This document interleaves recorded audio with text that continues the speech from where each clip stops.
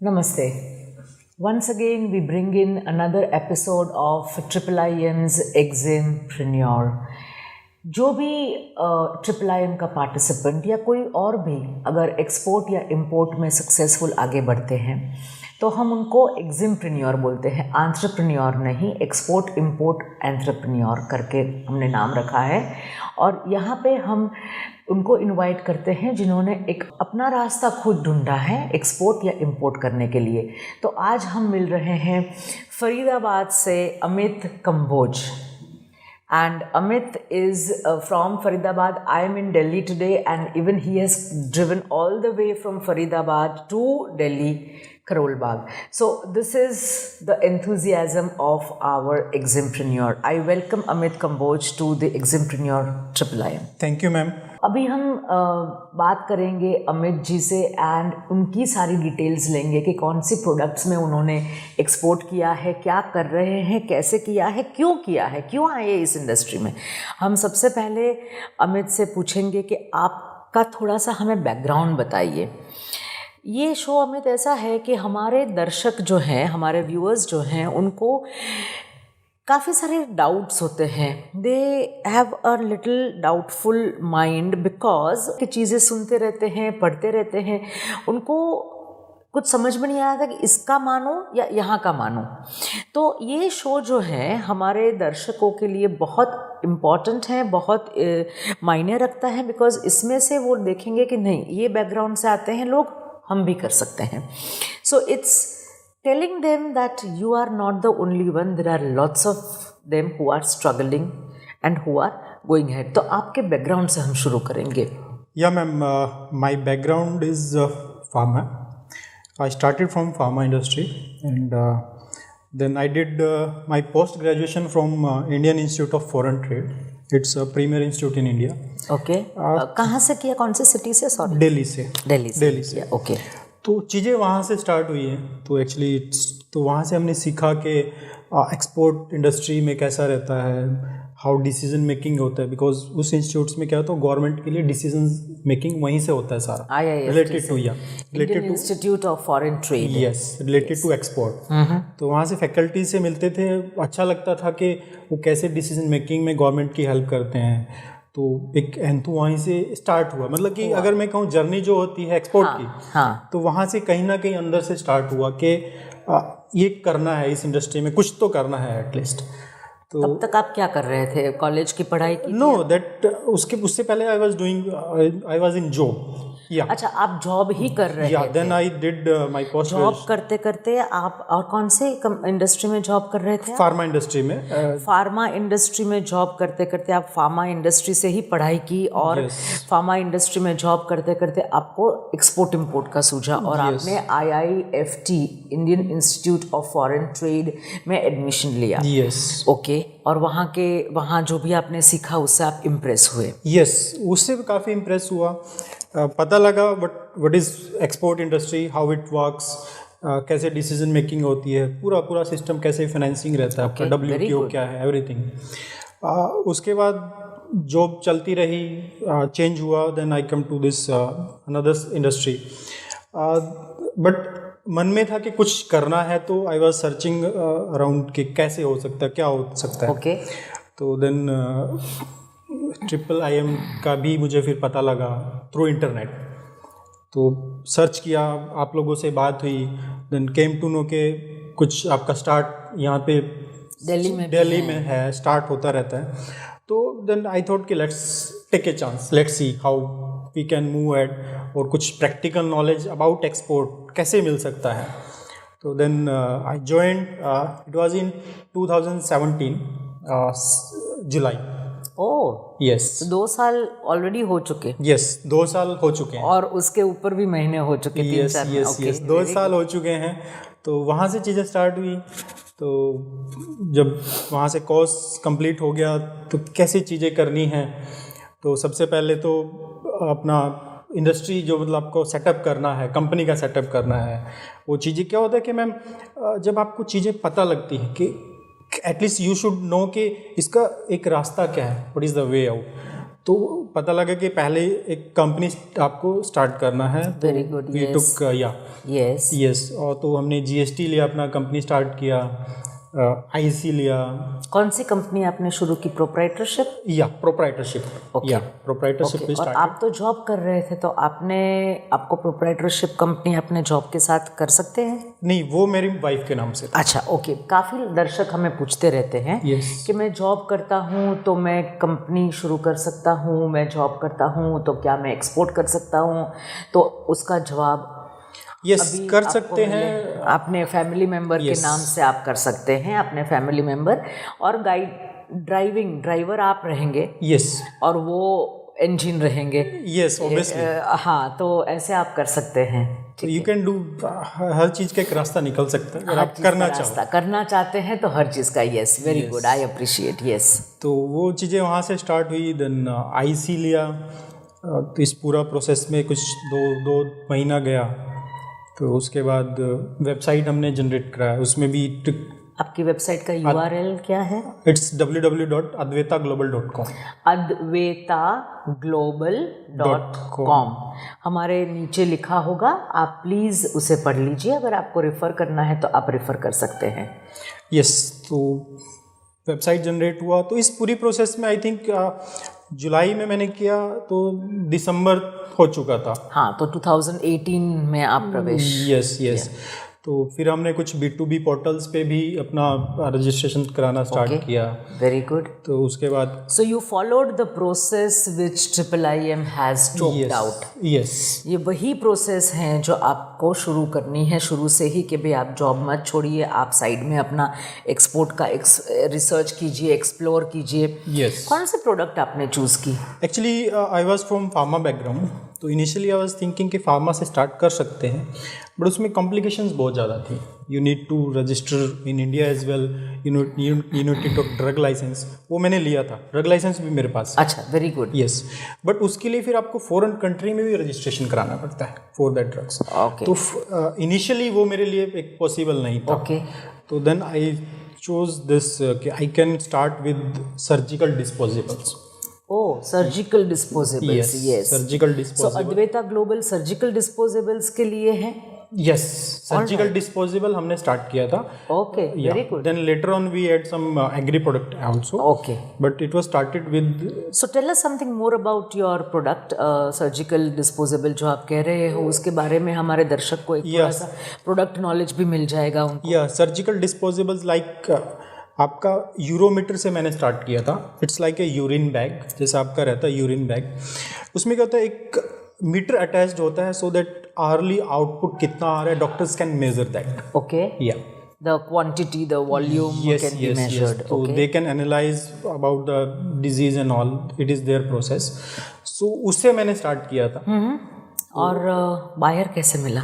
Buyer ma'am, मेरा पहला buyer B2B portal से ही मुझे मिला। कौन सी पोर्टल थी वो? IndiaMART. Oh, very good. IndiaMART से, ऑल राइट। इंडिया मार्ट से आपने कैसे लिखा वहाँ पे B2B पोर्टल पे रजिस्ट्रेशन कैसे किया आपने? मैम, इनिशियली जो रजिस्ट्रेशन हुआ था it was monthly I was paying around 2.5K। Okay, या 2,500 क्योंकि उनका पैकेज भी था 20,000 25,000 का। बट ये ट्रायल था मेरे लिए, तो आई वाज थिंकिंग कि मैं इनिशियली एकदम से इतना अमाउंट नहीं दूंगा। I will do some calculated. Yes, very good. Yes, कि कुछ ट्राई करेंगे, अगर सक्सेसफुल होता है तो देन विल स्टार्ट। आपको बांग्लादेश से ये B2B साइट से आपको ये मिला? यस। और ये जो मुझे, अगर मैं आपको बताऊं, 1 जनवरी को ये मैंने B2B पोर्टल स्टार्ट कर दिया था कुछ दिसंबर मंथ में। ओके। या तो 1 जनवरी को ही मेरा जो बायर के साथ था कम्युनिकेशन हुआ। हाँ। तो he was asking about my product. उन्होंने अपना पूरा स्पेसिफिकेशन दिया। तो ये बायर कहाँ के थे? बांग्लादेश। हमारा नेबरिंग कंट्री। या नेबरिंग कंट्री है, बांग्लादेश से ही मुझे पहला ऑर्डर। हाँ, वेरी गुड। तो इनिशियली बात होती रही, रेट्स को लेके नेगोशिएशन चलता रहा, क्योंकि आई वाज आल्सो न्यू, तो मुझे सप्लायर से भी कांटेक्ट करना था। तो वहाँ पे मैंने एक चीज़ ये भी सीखी कि कुछ भी आप काम स्टार्ट कर रहे हो तो आपके पास पहले एक सॉलिड सप्लायर होना बहुत ज़रूरी है। Very good. Yes, solid supplier, दो ही चीज़ बहुत इम्पोर्टेंट और मायने रखती हैं किसी भी नए एक्सपोर्टर के लिए।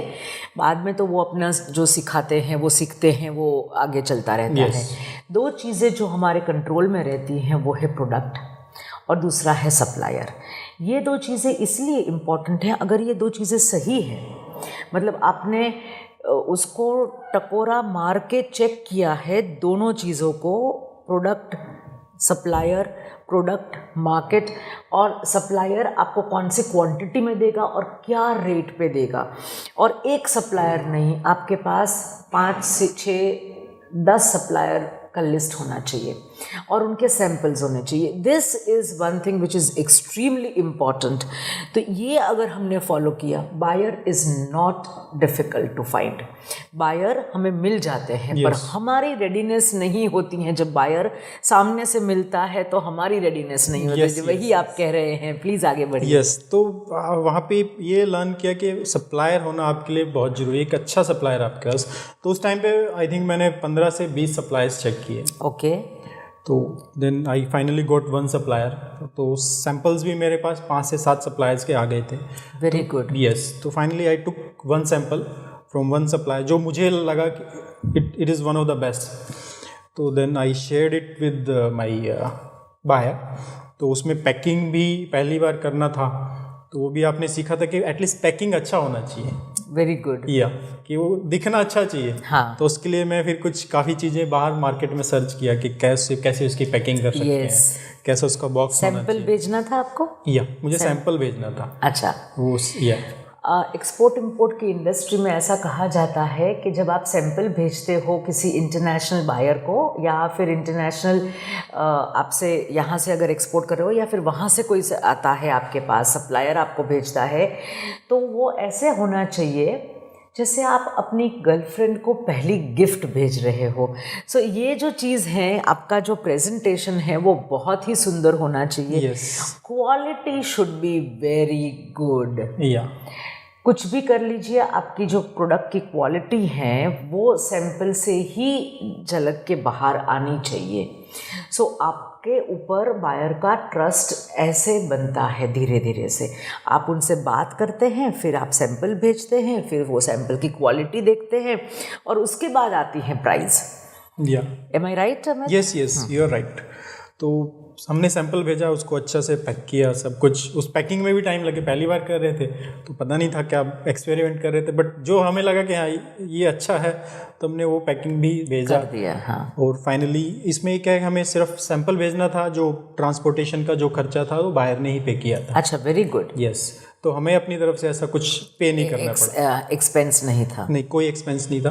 तो उन्होंने खुद से हमें अपना जो उनका रजिस्ट्रेशन था DHL के साथ, अच्छा, वो शेयर किया कि आप वहाँ पे जाओ, हाँ, सैंपल दे दो, वो हमारे रजिस्ट्रेशन नंबर पे हमें यहाँ पे भेज देंगे, बाद में हमें बिलिंग कर देंगे। Very good. आपने क्या क्या भेजा सैंपल के साथ?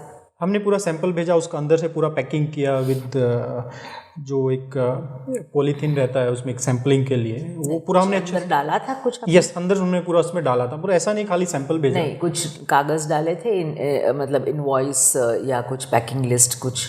या वो सब किया था हमने, इनवॉइस वगैरह सब। Very good. या एक्चुअली उस प्रोसेस में भी मुझे सैंपल तो रेडी था, बट वो भेजना कैसे है, इट्स नॉट कि मैं उसको ऐसे ही भेज सकता हूँ। बट फिर मैंने सर्च किया कि आपको उसके साथ कुछ इनवॉइस भी भेजना है। जब मैंने सामने बात करी DHL से कैसे जाना है, उन्होंने बोला सर आपका ID भी चाहिए और इसके लिए हमें एक इनवॉइस चाहिए कि इट्स लाइक एक कंट्री से दूसरे कंट्री में जा रहा है और कमर्शियल प्रोडक्ट है। तो वो बनाने में भी मुझे आई थिंक 1 से 2 दिन लग गया समझने में कि कैसे होना चाहिए, क्या उसमें कई बार बनाया वो सही नहीं बना, गलत बना, कई जगह सैंपल देखा। किसी से गाइडेंस ली? वो एक्चुअली ऐसा था मैम, सेम डे ही मुझे पता लगा अच्छा कि ये आज ही भेजना है, तो वो गाइडेंस का भी टाइम नहीं था।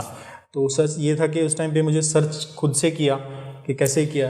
सैंपल जब भी भेजते हैं, जो इनको दिक्कत आई वो आप लोगों को दिक्कत ना आए, सैंपल भेजने के लिए आपको एक पैकिंग लिस्ट भेजना होता है, और पैकिंग लिस्ट जो भी सही अमाउंट है, 5 बैग भेजी या 10 बैग भेजी या 25 आइटम भेजी या 3 आइटम अलग अलग चीज़ों की भेजी, जो भी है वो आप लिखिए पैकिंग लिस्ट में। दूसरी चीज़ है, आप सही इनवॉइस बनाएं। इनवॉइस जो भी उसके दाम हैं उसी तरह से यूएसडी में लिख के बना सकते हैं, और एक सील आता है, एक रबर स्टैम्प आता है, not for sale, samples only. So ये एक लाइन उसके अंदर आप ऐड कर सकते हो। दिस इज़ वेरी यूजफुल, क्योंकि अगर आप सैंपल भेज रहे हो तो it has its own terms and conditions, वरना वो एक्सपोर्ट बोला जाएगा। तो this is only for future export, and इसको हम सैंपल कहते हैं। सो दिस इज़ दूसरों को हम बता दें ताकि हाँ, this is a learning experience for them as well. जब पहली बार आप करते हो तो जब धीरे धीरे प्रोसेस में आप जाते हो तब आपको पता अच्छा ये भी करना है। हाँ ये तो वो धीरे धीरे किया, सैंपल हमने भेजा, सैंपल फिर उन्होंने ओके किया, उसके बाद फिर प्राइस नेगोशिएशन हुआ कि एक प्राइस पे हमने बात की। Then we talk with supplier also, supplier ने भी एग्री किया, ठीक है। देन आपने सैंपल जब भेजा तब आपने कुछ प्राइस FOB CIF कुछ भेजा होगा उनको? हाँ, प्राइस, यस वो प्राइस, क्या वो प्राइस हमने उनको भेजा, CIF प्राइस हमने उनको, CIF प्राइस आपने कोट की थी? Yes, CIF price all right, okay. फिर उन्होंने थोड़ा नेगोशिएट किया, वो थोड़ा नेगोशिएट किया, फिर हमने भी सप्लायर से नेगोशिएट किया, तो फाइनली वी एग्रीड। देन बात आई proforma invoice. Then proforma invoice उन्होंने बोला भेजो, तो ऑल्सो परफॉर्मा इनवॉइस बनाने में भी टाइम लगा। हाँ, पहली बार आप कह रहे थे हमें इससे पहले कि 1 हफ्ता लग गया। काफ़ी मतलब कि सैंपल्स ट्राई किए कैसा बनना चाहिए, फिर हमने बायर के साथ शेयर किया। बायर कहता नहीं ऐसा नहीं चाहिए, मुझे ऐसा चाहिए। तो वो बनाने में बायर ने भी 2-3 बार बोला नहीं ऐसा चेंज करो। तो हमारा भी एक्सपीरियंस पहला था, तो चेंज करते उसमें काफ़ी टाइम लगा। Bangladesh is a typical country, और उसके वहाँ पे जो फॉर्मेट्स जाती हैं वो काफ़ी डिफरेंट हैं, थोड़ी सी डिफरेंट हैं, और उसमें कभी कभार कोई उलझ जाता है। सो फॉर दैट आपने कहीं से, आपका बायर तो बहुत अच्छा था, आपको बहुत सारी गाइडेंस दी। बायर्स ने मुझे काफ़ी सपोर्ट किया। हाँ, तो आपने उसके बाद किसी से गाइडेंस लिया आपने? उसके बाद परफॉर्मा इनवॉइस के बाद मैम उस टाइम तो कोई गाइडेंस नहीं लिया। उसके बाद मैम बात आई, परफॉर्मा इनवॉइस हमने शेयर किया, तब उन्होंने उसके बाद LC हमें शेयर करना था। अच्छा, ये जो LC, what was the CIF was the incoterm? CIF ma'am, CIF, yeah, CIF. And what was the payment term? It was LC at site. 100% LC at site? 100% LC. 100% LC, letter of credit at site of the documents. Yeah. So आपने ये irrevocable LC ली थी कि वो define? Irrevocable. 100% irrevocable 100% LC at site. Yeah. This is the term and the payment term, and the incoterm was CIF. और फिर क्या हुआ? Ma'am सब LC जब उन्होंने, आपको LC मिली तो पहली बार LC मिली तो मैं समझ ही नहीं आ रहा ओके कि क्या उसमें टर्म्स, इतनी टर्म्स थी।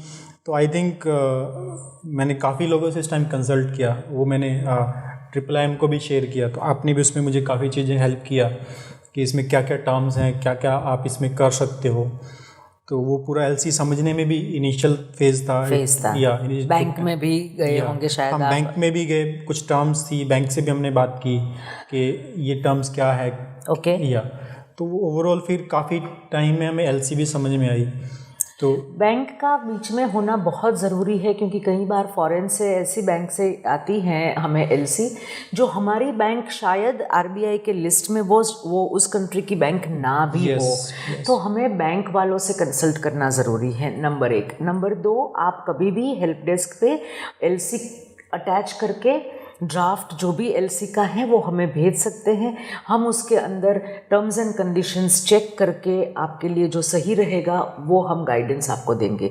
सो this is one thing. I did the same thing. Yes, LC sometimes becomes a little, उनकी simple LC at sight 100% irrevocable, ये सारी चीज़ें बहुत सही हैं, पर कभी कभार कुछ LC ऐसी होती है that you might need to have an expert opinion.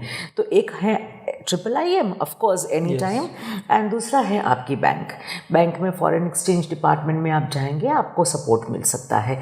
IIIM हर समय आपके साथ है। यस। तो वहीं से मैम चीज़ें स्टार्ट हुई हैं सारी। तो इससे पहले भी जब मैं आपको बता रहा था कि मैं स्टार्ट करना चाहता था कुछ कंसल्टेंसी टाइप स्टार्ट करें, तो बट फिर मन में आया कि एटलीस्ट जब तक खुद एक्सपीरियंस नहीं करेंगे तो वो कैसे स्टार्ट कैसे चालू करें। तो एटलीस्ट पहले आप उसमें खुद जाओ, then you can start your own consultancy, you can help others. जैसे अब मैंने स्टार्ट किया अपना काम, तो I will come to know के प्रॉब्लम कहाँ कहाँ आ और आप हाँ वो हमें आप बताएंगे प्रॉब्लम के बारे में, आप बताते ही रहे हो, पर हमें आगे भी कोई है प्रॉब्लम तो वो बताना। हमारे दर्शकों को ये जानना बहुत ज़रूरी है कि ये प्रॉब्लम्स कैसे आती हैं और हम कैसे उसको सॉल्व करते हैं।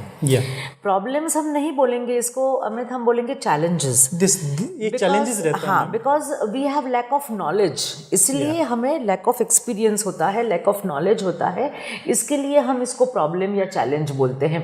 पर यहीं से हमारे चढ़ान शुरू होती है, हमारी जो अपवर्ड मूवमेंट है सक्सेस की, वो यहीं से शुरू होती है। इसको चढ़ते चढ़ते हम आगे बढ़ते हैं, इससे हमारे सब अपना विल पावर और अपने पैर सब मजबूत होते हैं। सो this is very important, a steep journey but very important. Yes, it is very important है।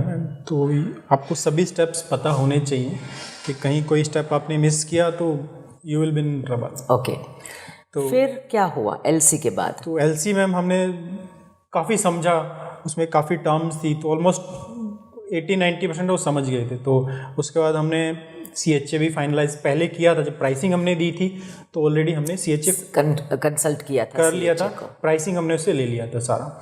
बट इस पूरी प्रोसेस में मैम काफ़ी एलसी आने में काफ़ी टाइम इसमें निकल गया। तो वो 1 जनवरी का कब आपने शिपमेंट किया? 1 जनवरी से बायर तो मिला आपको? यस, अगर मैं आपको बताऊं मैम, 1 जनवरी से मेरा जो साइकिल कंप्लीट हुआ है, ये हुआ है 29 अक्टूबर।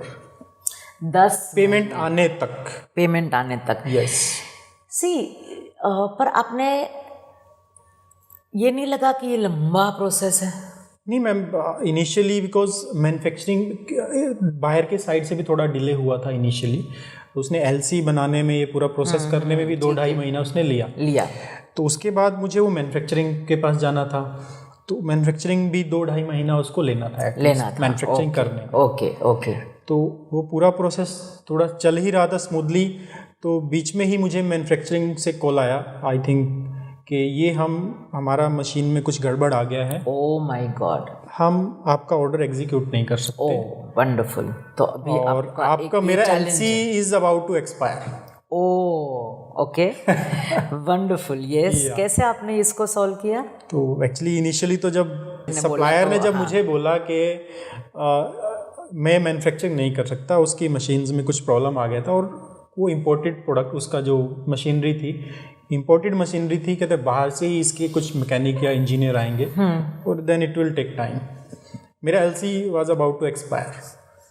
तो एक्चुअली मैं सच बताऊं तो मेरे पैरों के तले जमीन खिसक गई। सही बात है बिकॉज वो चीज़ें मेरे कंट्रोल में नहीं थी। पेट में बटरफ्लाइज स्टमक में आने लगे और डर सा लगने लगा, अभी क्या करे, किसको पूछे, रातों की नींद चली गई। हाँ, फिर क्या हुआ? बट मन में था कि करना तो है।